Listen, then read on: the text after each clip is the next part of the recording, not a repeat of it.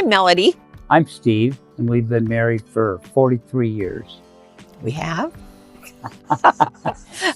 We've lived here 34 years and raised our 3 sons here. We originally thought we'd be living here just a couple of years, and after living here for just a few months, we realized this truly was our home to be. The presentation that he gave us met all the needs that we had in terms of, where they were going to place the solar panels, the cost. He had an answer for every question, and I liked him. He was a really great guy to work with. Very nice. To be honest, I probably wouldn't have done it if we didn't have the sons that we have.